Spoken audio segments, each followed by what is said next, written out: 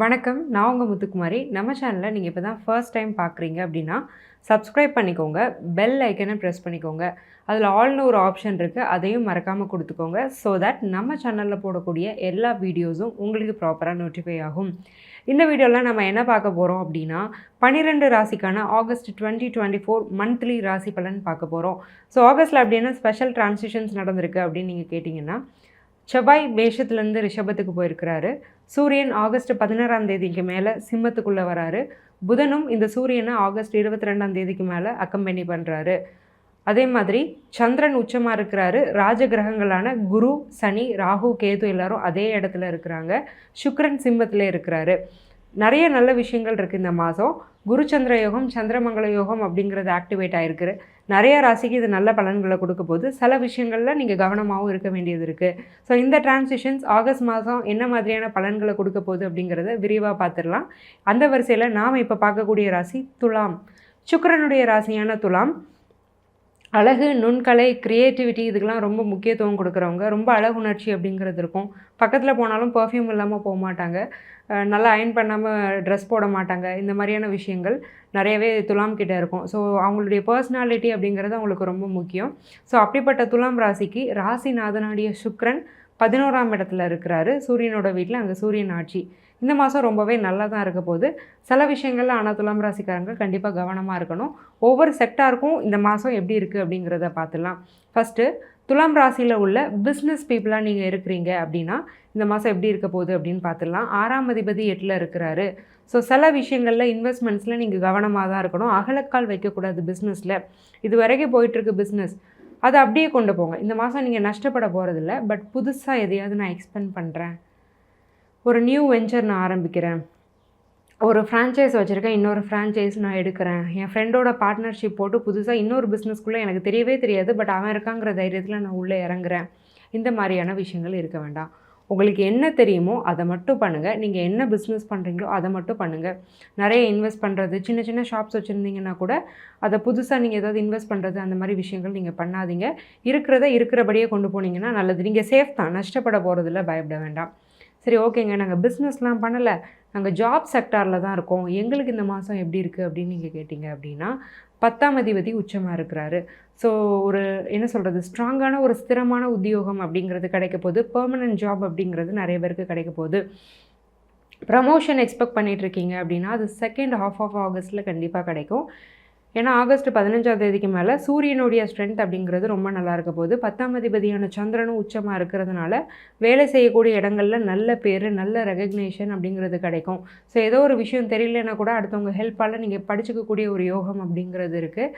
So வேலையை நீங்கள் மாற்றணும்னு நினைக்கிறீங்கன்னா கூட இந்த ஒரு மாதம் ஹோல்ட் பண்ணுங்கள். செப்டம்பர், அக்டோபரில் டைம் நல்லாயிருக்கு. ஆகஸ்ட்டில் ஜாப் சேஞ்ச் பண்ண நீங்கள் ட்ரை பண்ணலாம். அப்படி ட்ரை பண்ண வேண்டாம் அப்படிங்கிறது என்னுடைய அட்வைஸ். சரி, ஓகே. ஹஸ்பண்ட் அண்ட் ஒய்ஃபோட ரிலேஷன்ஷிப் எப்படி இருக்கும்? 7ஆம் அதிபதி 8ல் இருக்கிறாரு. ஸோ உங்கள் பார்ட்னர்னால உங்களுக்கு யோகம் தான். ஏன்னா 7ஆம் அதிபதி 8ல் குருவோடு சேர்ந்து இருக்கிறாரு. ஸோ அவங்களே உங்களுக்கு நிறைய அட்வைஸ் கொடுப்பாங்க, நிறைய கைடன்ஸ் கொடுப்பாங்க. அது சேர்த்துக்கோங்க, எடுத்துக்கோங்க. ஸோ நல்ல அந்யோன்யம் அப்படிங்கிறது தம்பதிகளுக்கிடையே அதிகரிக்கும். ஸோ நல்ல ஒரு டைம் ஸ்பெண்ட் பண்ண முடியும் 2 பேரும். நீங்கள் என்னென்ன நினைக்கிறீங்களோ அதெல்லாம் எக்ஸிக்யூட் பண்ண முடியும். ஸோ உங்களுடைய இன்லாஸுடைய சப்போர்ட் அப்படிங்கிறதும் நல்லாயிருக்கும். ஏன்னா 8ஆம் இடம் ரொம்பவே ஸ்ட்ராங்காக இருக்குது.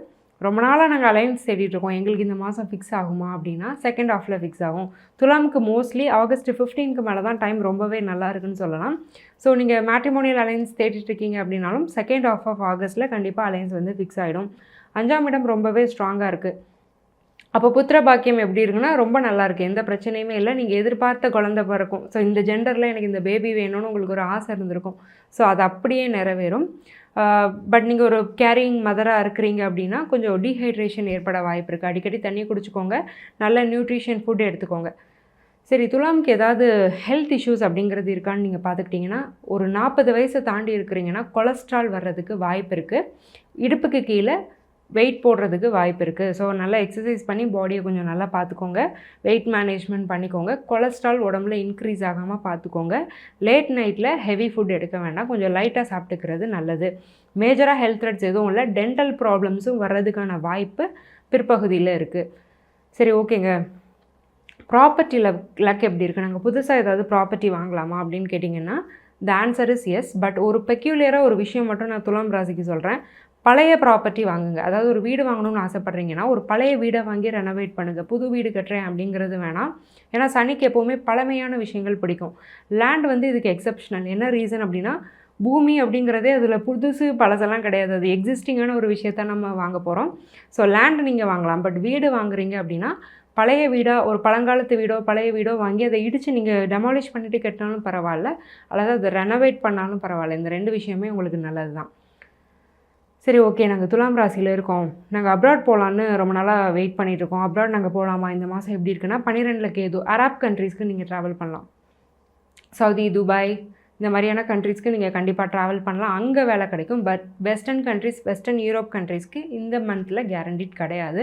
என்ன ரீசன்னா 12ல் உள்ள கேதுவுக்கு குருவுடைய பார்வை இருக்குது. ஸோ கேது, ராகு அப்படிங்கிறவங்க அரப் கண்ட்ரீஸை குறிக்கக்கூடிய கிரகங்கள். ஸோ கண்டிப்பாக அரப் கண்ட்ரீஸ்க்கு நீங்கள் வேலை ட்ரை பண்ணுறீங்க அப்படின்னா கண்டிப்பாக கிடைக்கும். அதே மாதிரி எக்ஸாம்ஸ் ஏதாவது எழுதுறீங்க, இல்லை வீசாவுக்கு வெயிட் பண்ணிகிட்ருக்கீங்க அப்படின்னா வீசாவுடைய ப்ராசஸிங் அப்படிங்கிறது நல்லாயிருக்கும். ஃபஸ்ட்டு ஸ்டெப் முடிஞ்சு second step and third step போகிறது. சில பேர் லாட்ரிக்கு வெயிட் பண்ணிட்டு இருந்தீங்கன்னா அது அடுத்த மாதம் உங்களுக்கு கிடைக்கும். 8th ஹவுஸ் ரொம்ப ஸ்ட்ராங்காக இருக்கிறதுனால அன்எக்ஸ்பெக்டட் லக்னு சொல்லுவோம். ஸோ எதிர்பாராத நேரத்தில் எதிர்பாராத உதவி கிடைக்கிறது, அப்படி ஒரு பிராப்தமும் இந்த மாதம் உங்களுக்கு நிரம்ப இருக்குது. சரிங்க, நாங்கள் துலாம் ராசி ஸ்டூடெண்ட்ஸ் கம்யூனிட்டி எப்படி இருக்கும்? 4th ஹவுஸ் நல்லாயிருக்கு. சனி வந்து 5ல் வக்ரம். ஸோ படிப்பில் சின்ன சின்ன சோம்பேறித்தனம் இருக்கும், ப்ரொகாஸ்டினேஷன் இருக்கும். ஸோ இப்போ வேணாம், ஈவினிங் படிச்சுக்கலாம், நாளைக்கு படிச்சுக்கலாம் அப்படிங்கிற ஒரு மென்டாலிட்டி வரும். ஸோ அதை மட்டும் கொஞ்சம் அவாய்ட் பண்ணிவிட்டு கொஞ்சம் நல்ல படிப்புக்கு இம்பார்ட்டன்ஸ் கொடுத்து படிக்க ஆரம்பிங்க. என்னதான் இருந்தாலும் ராசிநாதன் சுக்கிரன் 11ஆம் இடமான சூரியன் வீட்டில் தான் இருக்கிறாரு, பகை வீட்டில் இருக்கிறாரு. அதனால் கொஞ்சம் படிப்பில் கவனமாக இருங்க. தேவையில்லாத டிஸ்ட்ராக்ஷன்ஸை கண்டிப்பாக சூரியன் கொடுப்பாரு.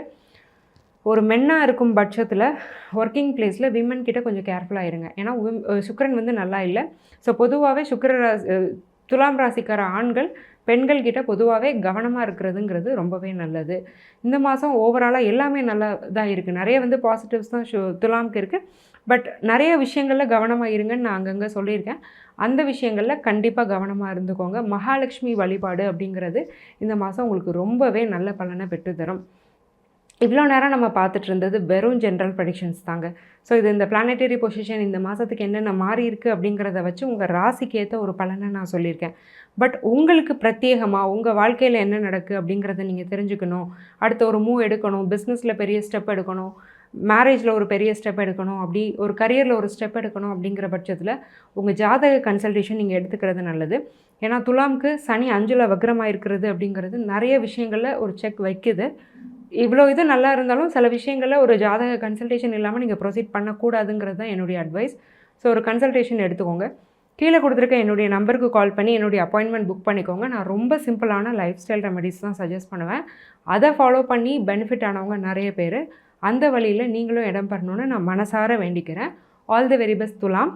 நன்றி, வணக்கம்.